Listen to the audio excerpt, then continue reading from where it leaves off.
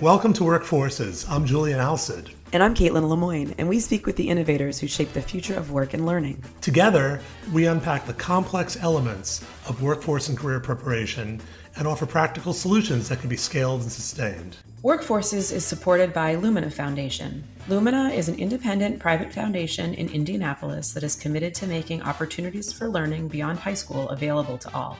Let's dive in. On today's episode, we're sitting down with Amy Williams, Executive Director of the National Alliance of Concurrent Enrollment Partnerships, or NACEP. In her role at NACEP, Amy drives the national conversation about dual enrollment program access, impact, and quality. Drawing upon 2 decades of experience in secondary, post-secondary, and STEM education, she leverages established structures and fosters real partnerships to build sustainable systems that serve the mutual needs of high schools, colleges, and industry stakeholders to benefit students and society as a whole.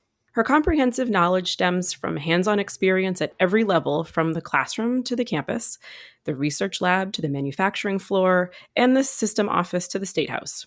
Amy's work to unite disparate systems for mutual benefit has made her a champion for career pathways and a national expert on dual enrollment. Amy's role with NACEP provides her with a bird's eye view of the ever-evolving national landscape of dual enrollment, and we are thrilled to have the opportunity to speak with her today. Welcome to the Workforces Podcast, Amy. Thank you. I'm excited to be here. Welcome, Amy. It's great to have you. Thank you. To get us going here, tell us about your background and how you approach your work. As I look back and reflect, some of the key elements that have surfaced throughout my career actually started kind of back when I was in high school. Long story short, I had a 9th grade guidance counselor in my high school. We had our usual, freshman year meeting that kind of outlines, the courses you're going to take and how they're going to support you. And the counselor looked at me and he said, "So what are you thinking you want to eventually do with your life? What do you want to be when you grow up?" And I said to him, I'm like, "I kind of have enjoyed teaching, so I think I might want to be a teacher." And I swear he said straight to my face, he said, "Your handwriting is too terrible and you're not very well organized. So what else do you want to do?" And I said, "Well, I really love science and I've been enjoying science classes.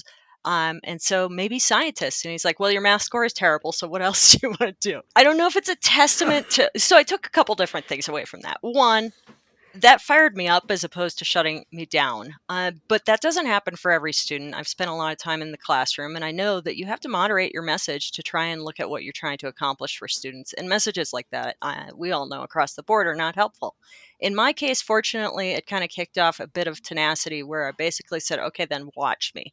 And so that led to some intrinsic motivation to really get my act together and start targeting, academic skills, as well as just getting a better lens on what the world of work looks for.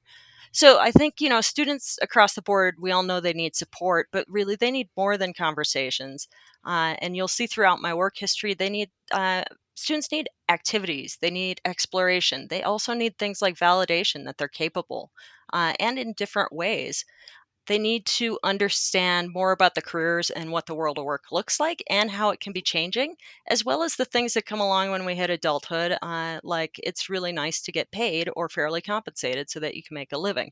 So, like, that well-rounded kind of look at what we're trying to do has really guided a lot of the work that I've done.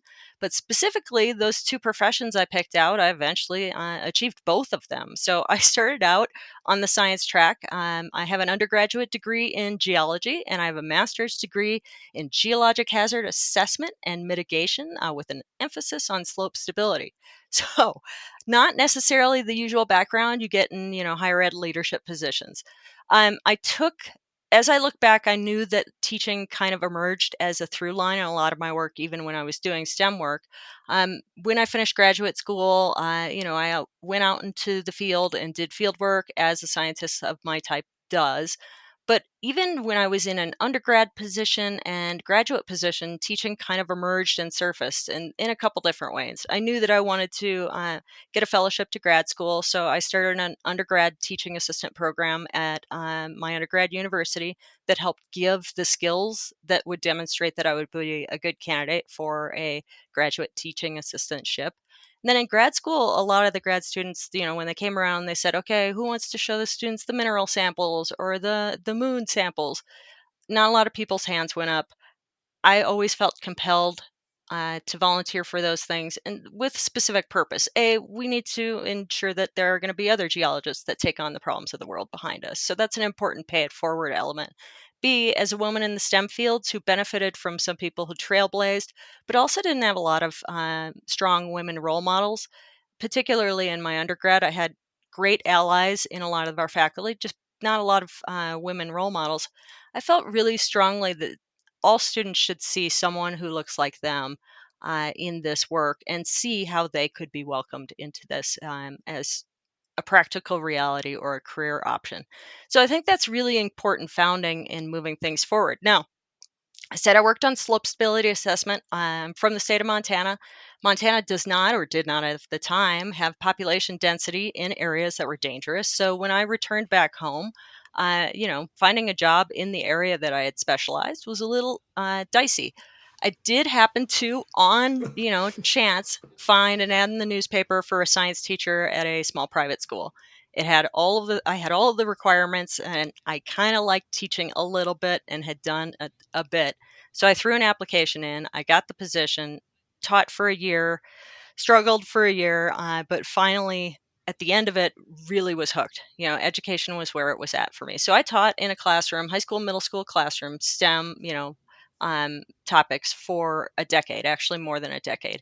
They had a vacancy where the headmaster had to leave on short notice. I had to step into administration, and I discovered that actually I really enjoyed that element and kind of building systems that work and are sustainable. So you'll see that as a through line as well.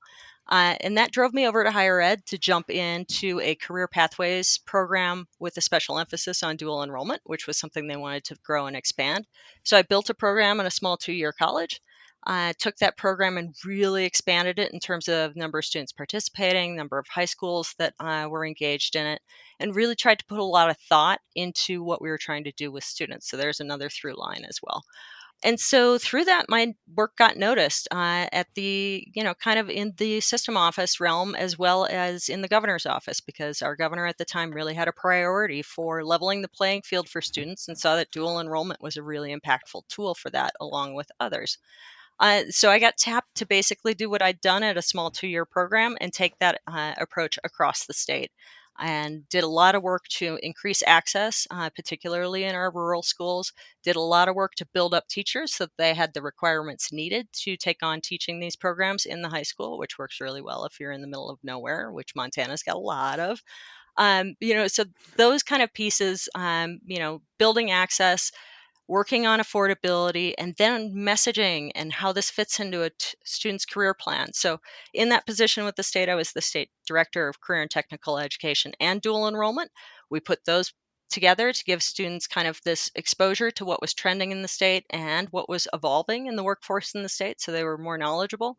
We built in activities like work-based learning, dual enrollment anytime we could, as well as things like, certifications when they were of value. So really, I overhauled the system and tried to join a lot of different pieces together to make a more useful, functional program that benefited all of the different stakeholders that were kind of counting on it to deliver for them. After that kind of work was underway, and I had worked on my one goal, which was one of the goals, which was affordability, we got a 1-2 free program established right before I left the state of Montana, and that gave students the first 2 courses free.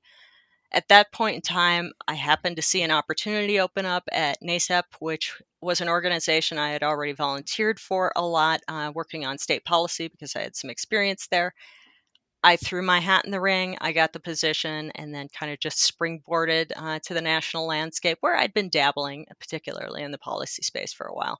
And so that's kind of how I got to my chair now, and a lot of what I brought forward into that headspace. Wow, well, it's a really fascinating trajectory just to hear your path to this current role, and we really appreciate you providing that context for our listeners. So, Amy, this is a big topic today. Can you talk a little bit about what is dual enrollment and concurrent enrollment? How do we define it? So, dual and concurrent enrollment, depending on where you are terms that either describe very different things or the same things. So, terminology is something that plagues our field, but I'll give you the basic breakdown. We're talking about programs, and when I use the word dual enrollment, I use it more as an umbrella term to describe any type of program that allows students to take a college course while they're still in high school, that kind of early access piece. Now, there are a lot of different modalities, different ways or structures in which these programs occur. There are structures that are on the college campus where students leave during the school day and come onto the college campus, drop in and fill a seat in a regular section of a course. That's one model. Of course, there's online, which are courses offered by the college campus. Students can take those in whatever mode that the course is offered from the college. And then there is the most prevalent mode, and that, depending on where you are, NACEP considers and defines that concurrent enrollment, and that is called a high school based model. In concurrent enrollment in a high school based model, a high school instructor who meets the minimum adjunct criteria for the college and is working in coordination in the partnership with the college delivers a college course in the high school classroom as part of the regular school day.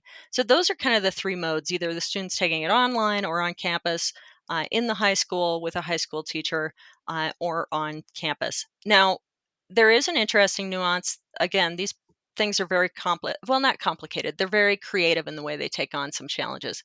There are some programs that are based in the high school during the normal high school day that have faculty that come in from the campus and deliver it. So, those high school based models are the most popular. They're about 86% when we look nationally at the types of programs that students are participating in. 80% are in their home high school, and about another 6% are in like a career center or a high school other than theirs. It's also the most complicated model when you try and talk about merging systems and ensuring rigor and integrity and an authentic college experience, because you're not just trying to build, in most cases, you're not just trying to build one college course or a couple into a high school. You're basically trying to stand up significant parts of a college within a high school setting. And that includes everything from, how are students being advised? How are we ensuring that they're meeting prereqs or any, gateway scores that are needed for entering a course? So everything from that to how are the teacher and the college faculty working together?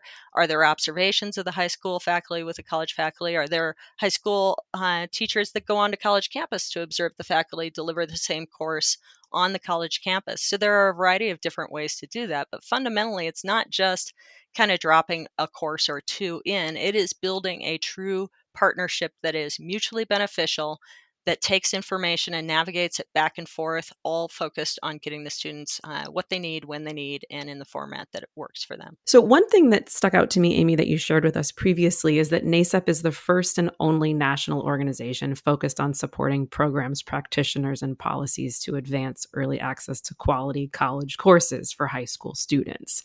With that in mind, can you talk about the role that NACEP plays in weaving together secondary and post-secondary learning experiences and opportunities? Just because it seems like oftentimes they're siloed, right? And so what does it look like to weave those worlds together? Yeah, I mean, specifically in the dual enrollment landscape, really you are talking about merging, secondary and post-secondary. That's a complex process. You have to not just merge them, but you have to meet the requirements of both, which is something that constantly we have to attend to, and runs into some pretty sticky areas from time to time. So it's useful to have a resource to tap in for that, and that's an important role that we play in the field.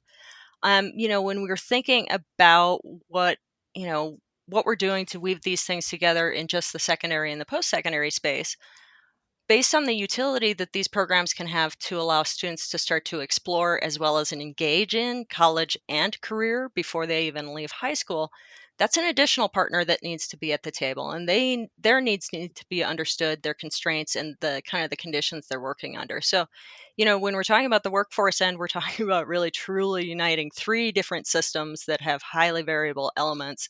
And that's complicated work, which is fine with me. I don't mind the complexity.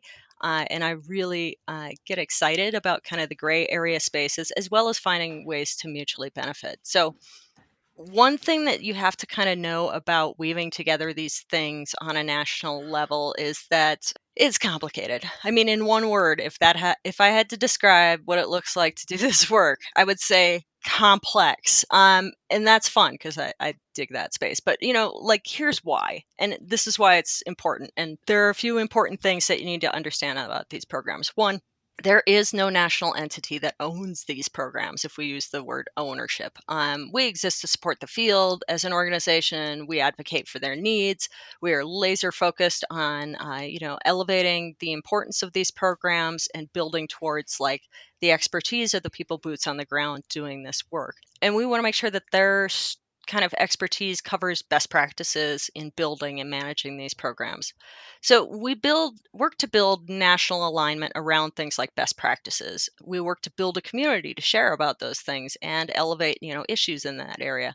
And really fundamentally, we're trying to come in and add a common layer of common understanding, common practice, and kind of as a proxy of aligning these programs despite no shared on or national ownership in our way. So these programs, another thing you need to know about them is they are highly variable, and there's an important reason for that.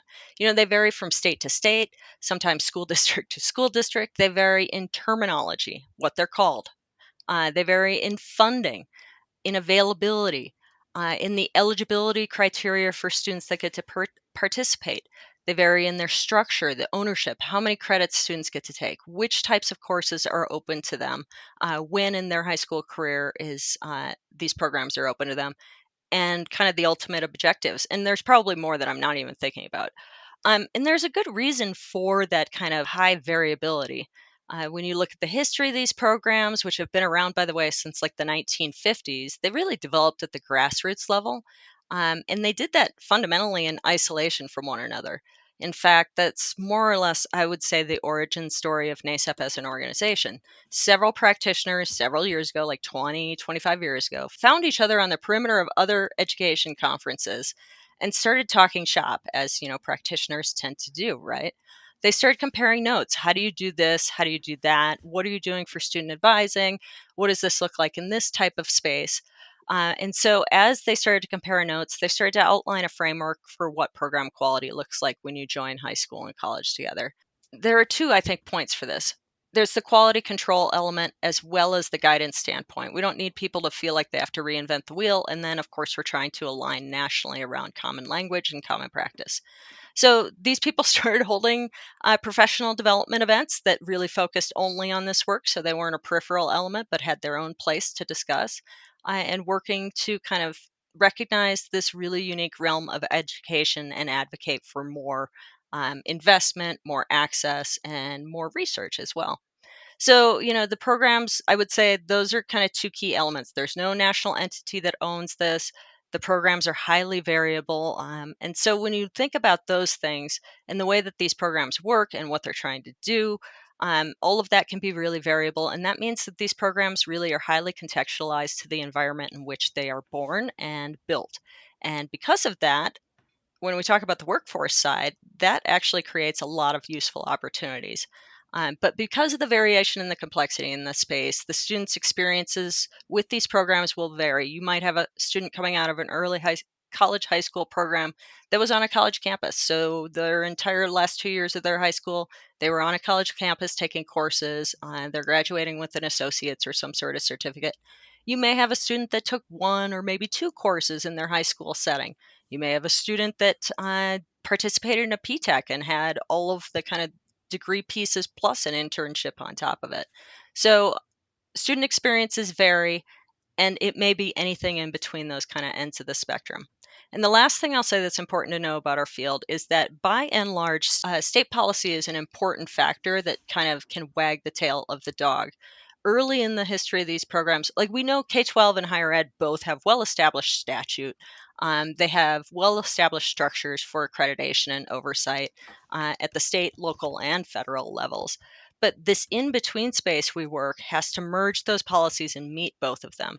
And for a long time, NACEP really filled that space with a lot of our, our national quality standards and guidance. But we have seen states and worked with states to kind of fill that gap through policy.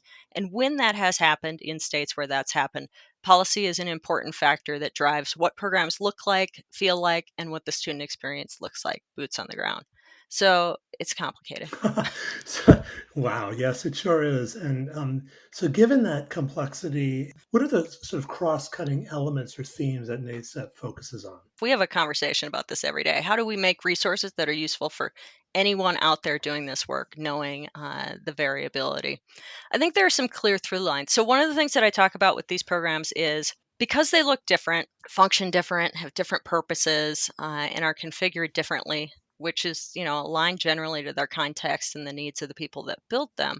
I actually kind of like to use the analogy of a car, right? Like we know that there are cars and cars have a lot of different variable components, right? There are different types of cars, there are different manufacturers, there are different trim packages and things like that. That said, when you're playing like Pictionary, you're still going to draw a car, right? Like there are fundamental elements that you will draw. There will probably be wheels, right? There will probably be a place for people in that. So, really, we try and tease out those fundamental elements. What is unique and what is standardized.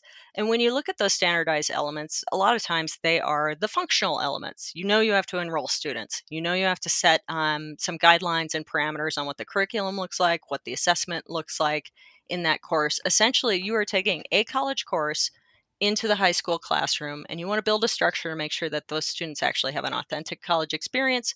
They have the rigor and academic knowledge that's needed and meet the learning outcomes and goals related to that. So really our space is focusing on those shared common elements, which are pretty easy to tease out, particularly at the program level. And really, that's where our quality standards live and breathe, is because they can be those anchor pieces of what you're going to have to do when you build a program and how you're going to need to work with students. We just add that best practices lens on. When it comes to state policy, because state policy is important and highly variable, we kind of look for the same kind of trends. Most often, states will develop policy in this space of a different nature. Very frequently around funding or who can participate or what the criteria to participate. Like, do you have to have a certain GPA? Do you have to be at a certain level in your classes? Or I mean, in your school career, things like that. So we do try and build the alignment around the common pieces, and we also try to elevate and recognize unique and creative approaches that are functional while also elevating kind of where in the context of that program that developed and why they're using that model.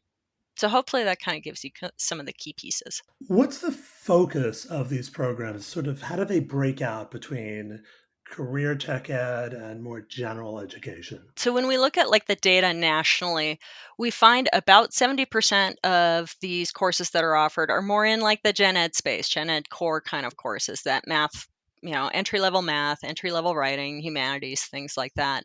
And then we see about 30% is career oriented. And sometimes those lines cross as well in some ways, shapes, or forms. And when you look at those career-oriented elements and what they look like in a high school setting in terms of course content, it might be like adding medical terminology to a project lead the way activity so that students can continue to progress, but also get the opportunity to take that kind of college content that helps layer on and support their exploration of the medical field, as well as validate the fact that they can handle college level coursework. It might be doing things like, welding, taking the welding course and creating a new advanced welding section that's for college credit and allows students to do the welding fabrication. So every high school has a career pathways program. Not every person in a community knows what's offered in there, but career pathways are an outstanding avenue to insert dual enrollment because they are built on multidimensional experiences that enrich students as well as multiple coursework steps that increase their knowledge along the way. And then the ultimate kind of end point of that is really elevating. Okay, well, you've taken all these high school courses. Let's move you into the next level and do the college one. And so dual enrollment has a very cool, practical purpose in that career pathway space as well as the gen ed spaces. And I think as we look at students and kind of what their appetites and interests are and how those evolve over time, particularly when we hear interesting things in the media about investment and belief in value of higher ed, it behooves students to look at multiple different options and opportunities that are of interest to them and could ultimately result in a good job with family sustaining wages and potential career growth. And we know when we work with higher ed The types of programs that offer that are really wide and varied. They can be 1-year certificates that really do a lot for a student and get them inserted in the workforce, and kind of business and industry takes over training their own from there on out.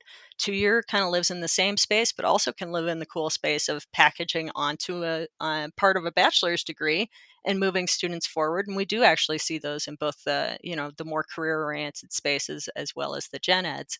And so I think that's an important component to take in mind. And because community colleges do the bulk of this work, they are really ideally very tuned to the local workforce needs, and so should their degree programs. So that creates that further opportunity to take that local workforce need and knowledge and what's evolving in it, bring it into the high school classroom, unpack it very thoughtfully with things like a tour to the manufacturing facility, or bringing in guest speakers, or adding college credits so students can ultimately start on that first path down the road to what's next for them after high school.